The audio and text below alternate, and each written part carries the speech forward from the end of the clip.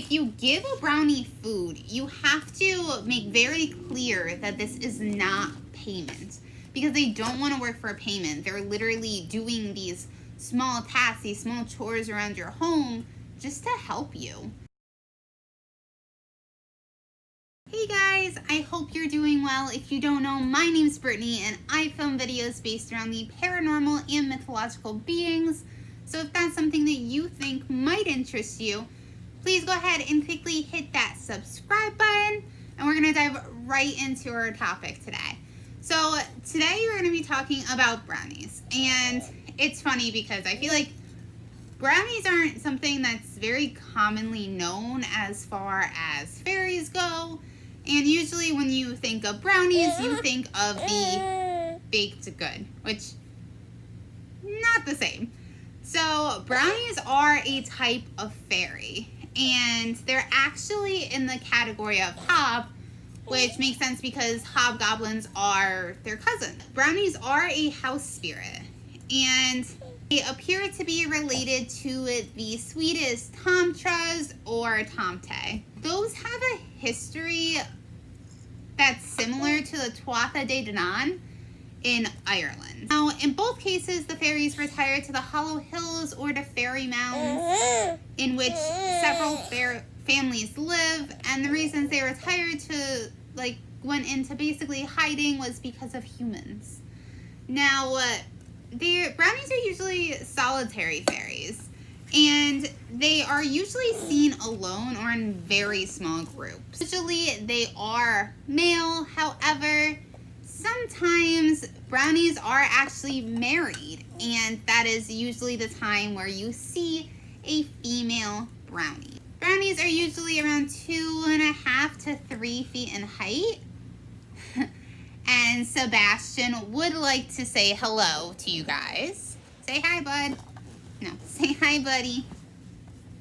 Say hi. He would just like to make an appearance. Not really say hi, apparently.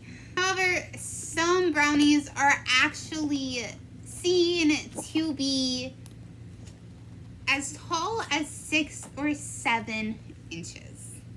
Now, they're usually naked and very hairy. However, sometimes they are dressed, and if they are dressed, they're dressed in brown clothing with shaggy brown hair. Also said to be associated with a pond, pool, or stream, and they're usually characterized as being short, rotund, wrinkled, and with a lot of curly brown hair.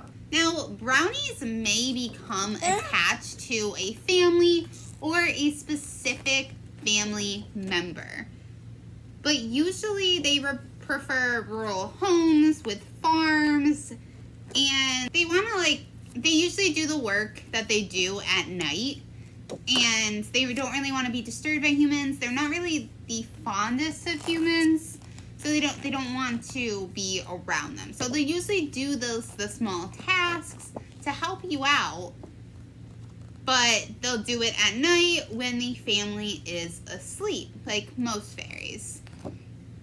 Now, they do rarely speak to humans. However, they do frequently talk to each other, and it's said that they actually hold meetings with each other. One house on the banks of the River Tay was actually believed to have been haunted by a brownie until the 20th century.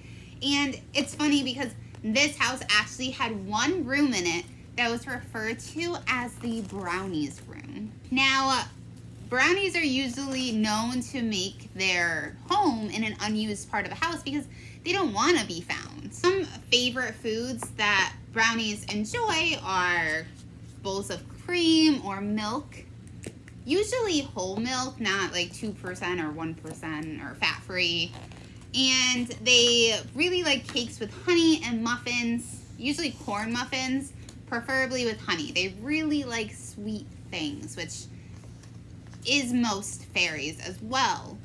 Now, if you give a brownie food, you have to make very clear that this is not payment, because they don't want to work for a payment. They're literally doing these small tasks, these small chores around your home just to help you. And if a brownie believes that you are paying them, they will leave. Like permanently leave, not come back. So if you do want to give a brownie an offering, just make sure that you say out loud your intentions for it, and just you're doing it to be kind. You're not doing it to pay them. They'll also leave if their owners misuse them. So if you are making messes, like for a brownie to specifically clean up, they don't like that. It's very rude because they're doing it out of the kindness of their heart, you guys. They're not doing it because they have to. So, you know, still clean up after yourself. Now, certain brownies do enjoy being paid though.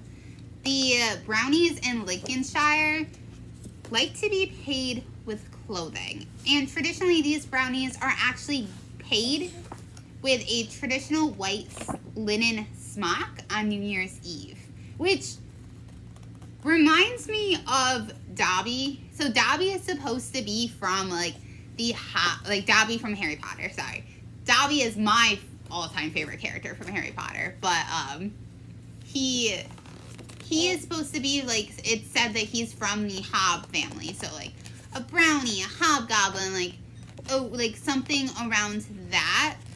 But he wears the smock. So it does remind me of that.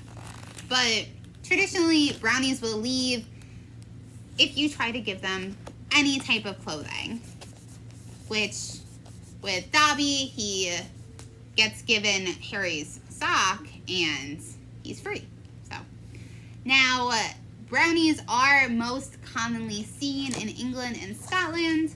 However, they can exist anywhere. Now, the English brownie is different from the Scottish Eurisig. I'm going to spell that. So it's U with like a accent mark. R-U-I-S-G. Now, the Eurisig, and I could be pronouncing that wrong. Sebastian's playing with a file. He likes anything that's things that we use, and I like all of my notes very organized. I love stationery supplies. It is one of my favorite things. So I do have a lot of it. So, but he likes that. He likes ripping newspapers. He likes, I think that's a very common baby and little kid thing. They see you using something, so they want it. So I just gave him one of my dividers. Now, anyways, the Eurisig lives outside, and they live in streams or waterfalls, and they're less likely to offer domestic help. They also enjoy solitude at certain seasons of the year.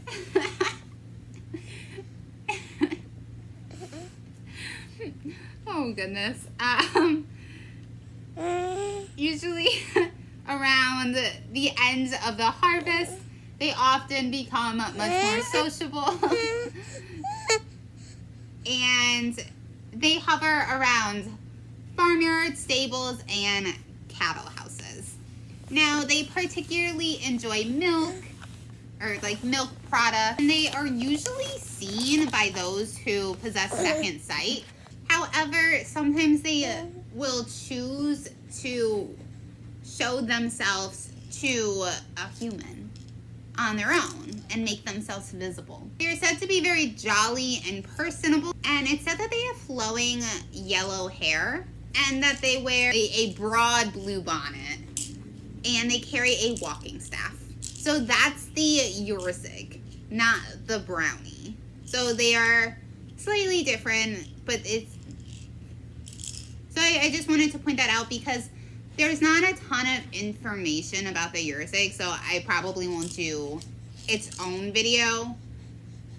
So I did kind of want to like incorporate it into the brownies video because they are very similar.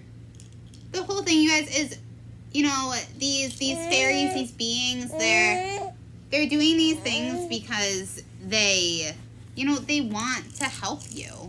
Because they want to help you, and like anybody or anything, you don't want to misuse them or mistreat them in any way. So you can, you know, give them offerings and explain to them, like, hey, this isn't payment for what you're doing. I'm just so appreciative of it. So I want to know what you guys think of brownies. I want to know if you guys have ever had any experience with one, or any, fairy in general. And all the ways to contact me will be right down below. And obviously, you can always leave a comment right on here. I read every single one. And if you like this video, please give it a big thumbs up. And if you are not subscribed yet, it would mean the world to me if you could hit that subscribe button. Yeah. And if you guys have any suggestions for what you want to see in a video, like a certain paranormal topic or mythical being topic, please feel free to reach out to me. I love hearing from you guys. And I hope that you are staying safe and healthy. And I will see you next time. Or, wait.